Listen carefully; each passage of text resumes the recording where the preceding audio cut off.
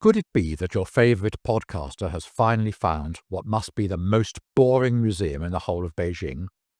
I'm not talking of the Watermelon Museum or the Museum of Tap Water, not even of the Museum of Phone Cards. No, this one is in a league of its own. I'm talking of the Jin Tai Museum. Never heard of it? Well, I'm not surprised. Neither has anyone else. I defy you to ask anyone who has lived in China's capital for more than 5 minutes whether they've heard of it, let alone know where it is, and I'm pretty confident you'll get a shrug of the shoulders. I mean, try looking it up on the web. The Beijinger has it marked a good 3 minutes walk away and on the wrong side of the main road from where it actually is.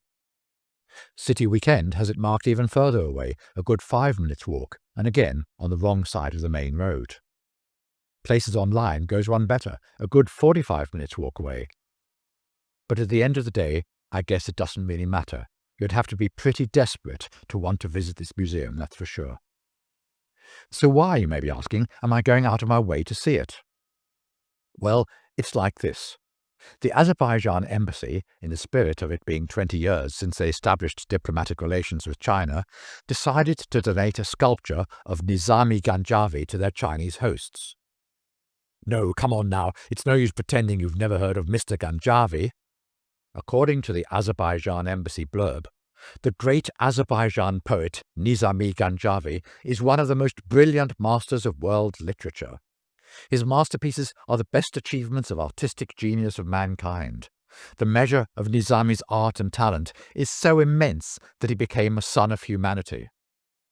Oh, that Ganjavi. Oh, of course. Anyway, this must be a perennial problem for governments the world over. What do you do with sculptures of a Ganjavi and his ilk when presented with one from another nation with whom you have such long-standing and amazingly close ties? Well, what else? You put it in a museum.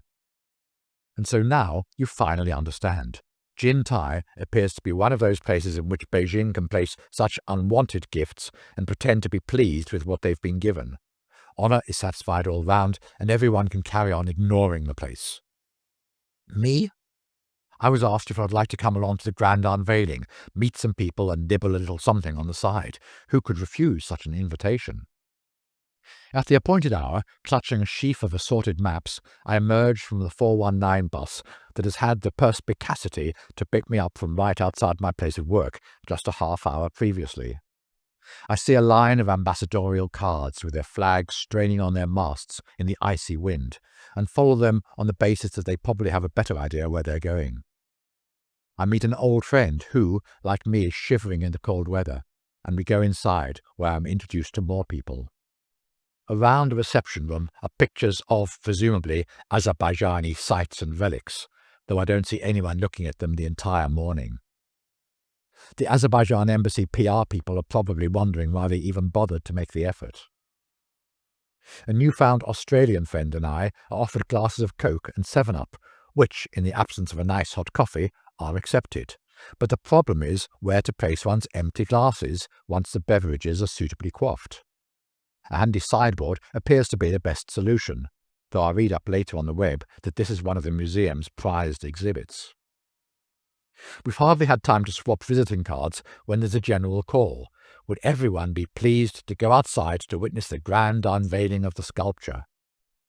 Amazingly, there isn't a mad stampede to the door, though we all traipse outside to do our collective duty. It's only now that I notice that this section of Chaoyang Park backs onto the new media centre that is being built, a beautiful building that I've been watching slowly rising up over the past year. I also notice that the path is lined with sculptures.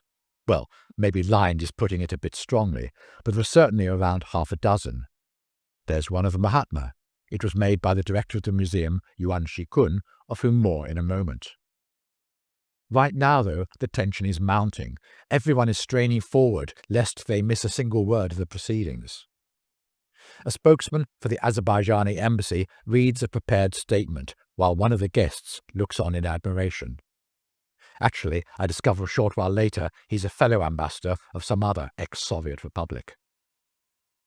Unless some of us are a little rusty on our Azerbaijani, a girl gives a running translation when she's allowed to get a word in edgeways. Listening to every word is a lineup of ambassadorial guests from Afghanistan, Georgia, various other Istans, and so on, while another guy who looks like he has had a hearty breakfast before setting out into the cold morning air is Mr. Azerbaijan ambassador himself, the creme de la creme of ex-Soviet satellite ambassadors. I get to hear the Azerbaijani national anthem for the first time in my life. A pleasant ditty, though only the ambassador is mouthing the words to this catchy tune, until the third verse, that is, when he either forgets the words or gives up the unequal struggle.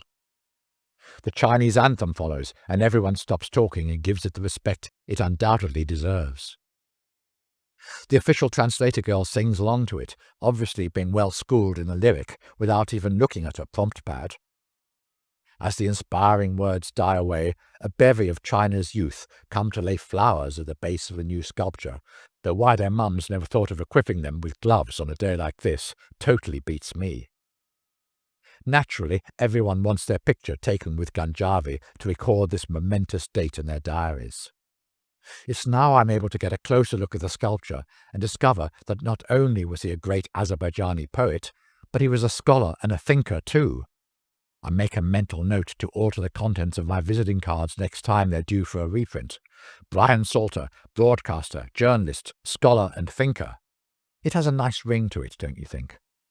My thoughts are interrupted by an army of cleaners walking towards us stragglers, ready to tidy up the empty sweetie wrappers and other debris that might have been left by the ambassadorial staff. Or maybe they can't wait to set eyes on the scholar and thinker and son of humanity. I wander back into the relative warmth of the museum, where I learn that the curator, director, most regular visitor, Yuan Shikun, that gifted sculptor I mentioned a moment ago, was born in Yunnan province in August 1944.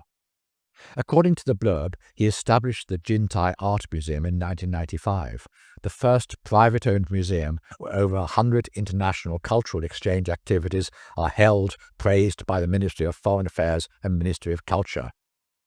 Yuan Shikun is a member of the 8th, 9th and 10th National Committees of the Chinese People's Political Consultative Conference, CPPCC, and later member of the 11th Standing Committee of CPPCC, member of the Standing Committee of the All China Youth Federation, curator of Jintai Art Museum, honorary chairman of China Association of Collectors, researcher of the Graduate School of the Chinese Arts Research Institute, and honorary member of the Russian Academy of Arts, recipient of the National Labour Medal of May Day. Gosh, it makes you wonder how he gets the time to do any work. Someone has thoughtfully placed a posy of 3 yellow roses on a table in the entrance, which brightens up the place immeasurably. A corridor leads off down to the back of the building. Many of the assembled guests, including some of the ambassadors, are making their way down there rather than going into the main reception hall. Could there be some priceless artifact worthy of attention, I wonder? No, it turns out that the cold weather has had a predictable effect on ambassadorial bladders, and they've just been to inspect the plumbing. I wander up a flight of stairs, seeking inspiration, and find myself in a gallery of busts and pen and ink drawings. More of Shikun Yan's work. It appears he was invited to draw ink and wash portraits for 152 foreign dignitaries, who were then asked to sign and approve said drawings. According to yet more blurb on this paragon of Chinese art, his sculptures of international celebrities have been collected and placed by the governments, international organizations, or museums of Japan, Greece, Russia, the US, Poland, Slovakia, Italy, Bulgaria, Kenya, and so on. His sculptures have even been given as state gifts to Japan, Greece, Russia, and Slovakia by Chinese state leaders on their visits, so they can hardly complain at the Azerbaijanis taking a leaf out of their book. Shikun Yuan's portraits of world leaders include such notables as Gloria Arroyo, Luciano Pavarotti, though since when was he a world leader, Simon Bolivar, Boris Yeltsin, Yasser Arafat, Pervez Musharraf, Kofi Annan, and Fidel Castro. But wait, what have we here? A picture of Lucifer himself? Oh no, it's Tony Blair. Mind you. I have to say, if I had a choice of the smirking Blair brat or a pen and wash or a lion, I'd go for Mr. Leo any day. But I hear noises from afar and hurry back to the excitement of the main reception area. Yes, Mr. Ambassador is giving his long-awaited speech, no doubt extolling the virtues of Chinese-Azerbaijani friendship and how the two countries can benefit from such close mutual cooperation. Later, when discussing my exciting morning with a Chinese work colleague, she admits she has absolutely no idea where Azerbaijan is, but let's not dwell on that. The speeches are followed by rousing renditions of Chinese songs by a youth group, while the assembled media snap away, hoping to get a picture of something a little more inspiring, perhaps, than the ambassador's speech. And finally, as the last notes die away, the assembled multitude is able to tuck in to what it appears most came for in the first place, a selection of Danish pastries and sandwiches, by now curling at the edges. Duty has been seen to be done, and we get on with real living once again. With sticky fingers and a new collection of visiting cards to add to my useful contacts box, I set off once again into the cold, fresh air outside. As the ambassadorial limousines sweep past me, I head up the road to the 419 bus stop.